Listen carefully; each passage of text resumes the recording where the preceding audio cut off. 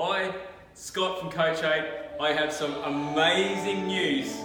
We have been finally approved with the big rubber stamp from the IICRC. Australia, you have it. The first ASD house in Australia, the only one in the Southern Hemisphere. We are excited. Woo! Let's have a look. So this is the classroom. We're just getting it ready for our AMRT class for Rachel next couple of weeks. But this is the back of our classroom where we can see your students and you can see the materials that we are dealing with on a daily basis. The construction, the materials at normal EMC. You guys can check it with your moisture meters, construction, the way floorings are done, different types of materials. We have different types of exterior and interior boarding.